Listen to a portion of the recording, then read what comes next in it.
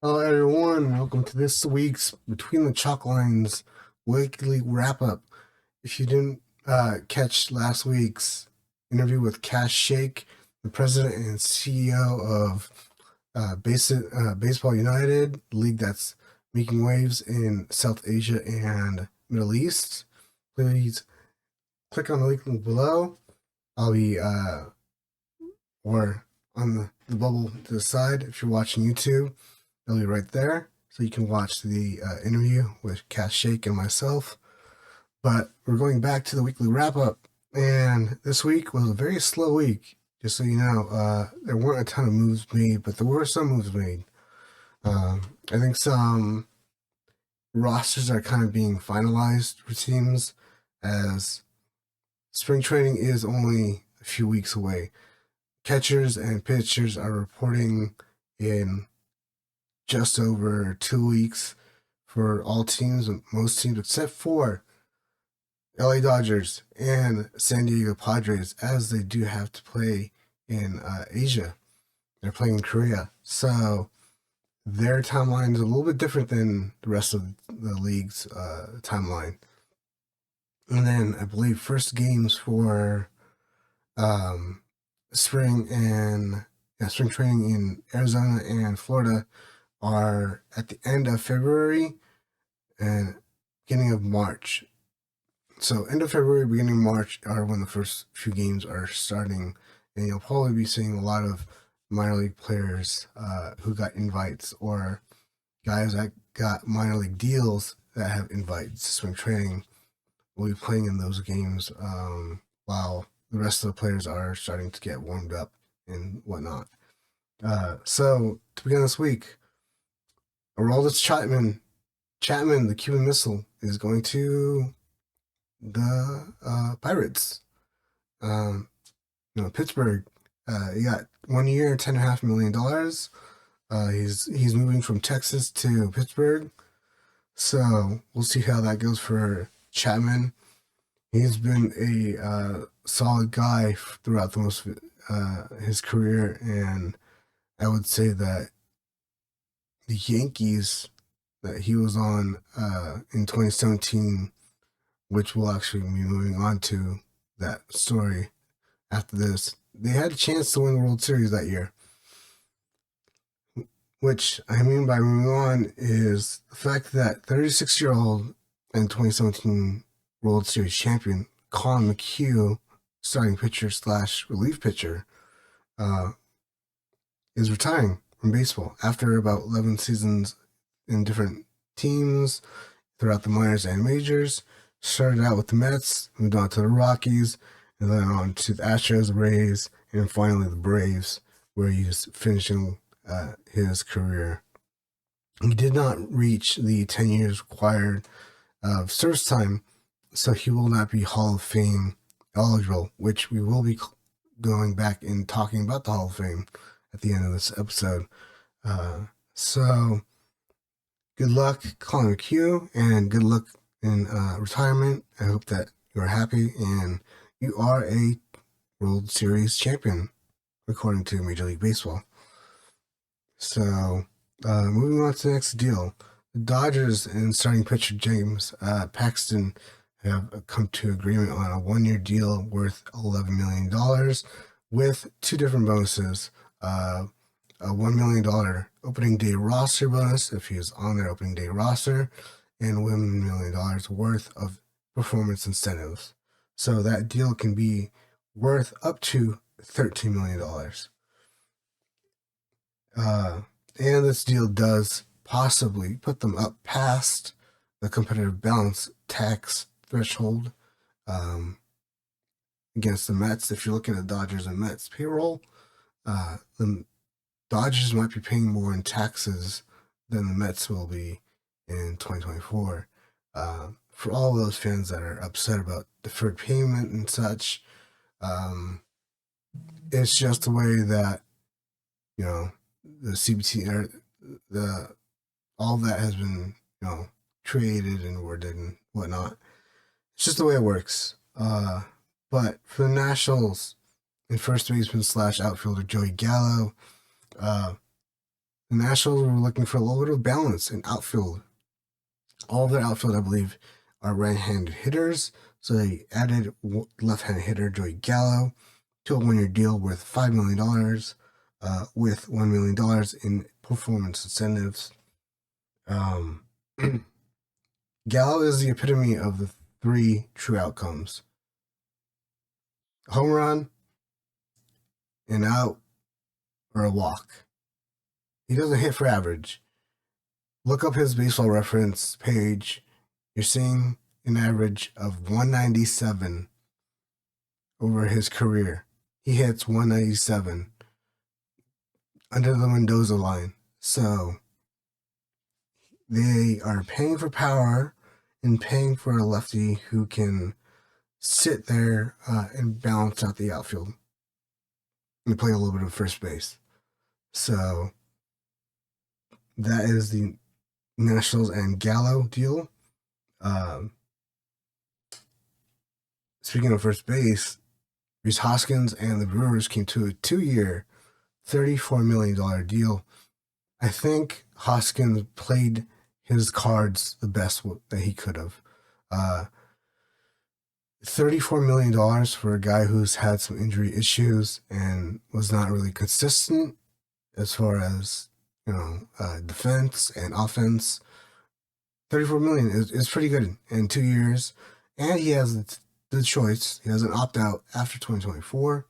You know that it is a more heavy contract than the back end. So if he wants all $34 million, obviously they're not going to split that up between 17 and 17 this year, next year. It's probably going to be more like 10 and 24. So we'll see how that goes. If he stays with the Brewers, who were playoff team last year, so he has to keep that in mind. The Angels bring back relief pitcher Matt Moore on a 1-year deal worth $9 million. So Stevenson, Moore, Estevez are going to be making up the back end of that bullpen. A lot of people will take WAR. I've seen it on X, and they said, okay, this is what we had last year. It was this WAR. This is what we have this year. It's this WAR. It's lower than last year's. Last year we were in the bottom third of the league for the Angels. I'll just let you take that and think on it. If you think Estevez, Stevenson, and Moore, along with the others, are worse than Aaron Loop and Estevez and Moore, then that's what we have. And of course, Ben Joyce only had a little bit of window to kind of show off what he had before he got hurt. Ben Joyce is not going to be the same pitcher that he was in 2023. He may or may not still throw over 100 miles an hour. We'll see. I know they had a negative WAR, so there you go. He had a negative WAR in 2024. You can only hope that he has a positive WAR to add to the bullpen, which I think he will. Bachman was hurt. Moving on, the Reds president of baseball operations, Nick Krall, said that they are not actively looking to re-sign Joey Votto, first baseman and veteran of the team. So Joey Votto, his options are dwindling and his time is dwindling. As I said before, spring training is coming up soon. A few weeks. He would have to be in Arizona or Florida in a couple of weeks if he signs with the team. He could also wait until someone gets hurt on the team and sign with them as a replacement mid-season, but I doubt that's what he wants. I know that there is possible interest for him, or at least for him, as a Canada native, to play for the Toronto Blue Jays. But obviously, you have, a first baseman all-star in Vladdy Jr. already. So Vladdy Jr. is kind of blocking the way for Joey Votto. He could possibly be a designated hitter for them. But Joey Votto's situation is kind of in the air, to say the least. Moving on from that, Jock Peterson, outfielder and designated hitter, also left-handed hitter, who has been known to crush right-handed hitting, is joining the Arizona Diamondbacks on a one-year deal with a mutual option for 2025. The amount of money for that deal has not been announced. When and if it is, I will put it out there. I always do. And as far as other deals go, Texas Rangers re-sign their outfielder, El Blondie, as he's known, Travis Jankowski, to a one-year deal. The amount of money for that deal also is not known. And they also signed relief pitcher / closer David Robertson to a one-year deal that's assumed to be about $11 to $12 million. When that is official, pending physical right now, they just want to make sure that everything's good. The body, I'll announce it. I'll tell you on X. David Robertson made this much money. There's an option or there's incentives, etc. I'll let you know. As far as non-deal situations go, besides the whole Votto situation, Miami Marlins and the Washington Nationals released and debuted new jerseys for their teams. So, I kind of like the new Marlins jerseys. I've never been a huge Marlins fan or jersey fan, I guess you can say. I guess I liked their old black jerseys and the new ones that they have now with the black and the kind of like neon bluish look they had in 2023. But the new ones, they're okay, I'll say.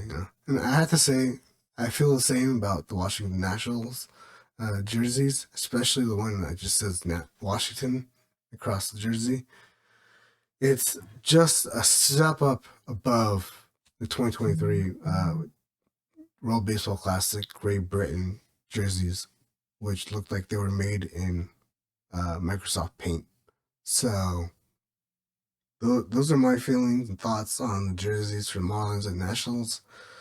And finally, we're going to the last topic of the day, Hall of Fame. Hall of Fame class for 2024 was announced on Tuesday night. I was on honestly, I'd say my choices for this class were Beltre,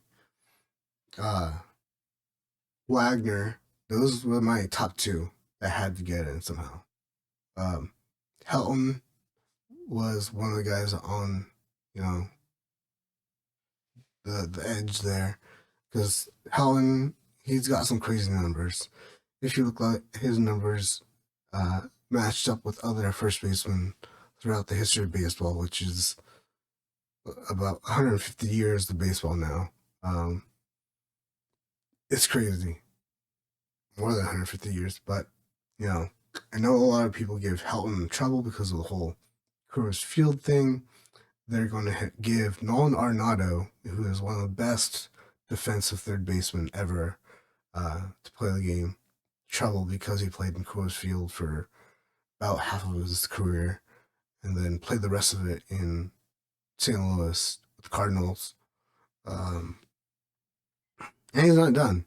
So, and Larry Walker, trouble because of Coors Field. I don't think you can give trouble to a guy because of where they played. Todd Helton chose to stay in, Denver. he thrived there. It was just what he did. He was good at it. What he did. Um, I just do have to point out the fact that he did terrible in the playoffs. Um, he didn't do very good, and he only got a few chances. The Rockies weren't, in, year after year playoff kind of team, but when they did go, they went in seasons. He did a pretty good job. I believe they went in the same year that he was an all-star and kind of flopped. So I don't know what to say as far as that. But 17 years in the same city, the same team, same jersey, same players, 17 years. That's loyalty, if you tell me. You ask me what loyalty is that right there. Todd Helton is the epitome of loyalty, as well as many other players that I won't name now. But he took what he had, he ran with it, and now he's a Hall of Famer. So congratulations to Todd Helton. Adrian Beltre, I think we all knew that he was going in. He had over 95% of votes to get in, so good on him. He played for Dodgers, as a rookie, and until his 6 years were up, and he became a free agent. Went to Seattle, did okay there.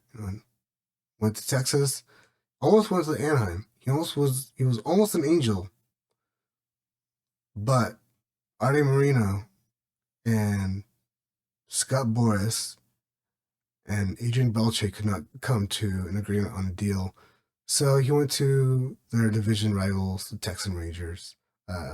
So congratulations, Texas. You have probably a guy that will be wearing your logo into the Hall of Fame. I just don't see him wearing a Mariners logo.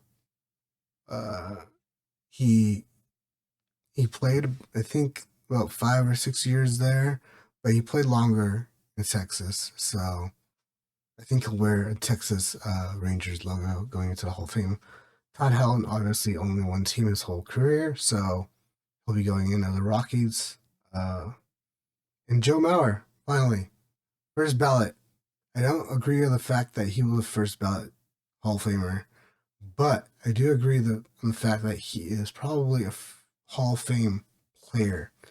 He's not a Hall of Fame catcher because he only played about 49% of his career games at that position. He played more at first base.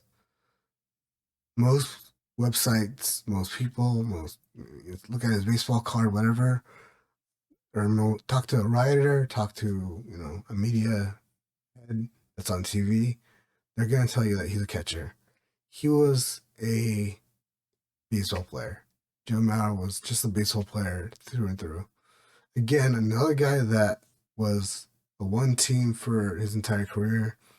Played for the Twins, won an MVP, was in several All-Star games, won several Silver Sluggers. Very good player. And I'll just leave it at that. Just not first ballot Hall of Famer.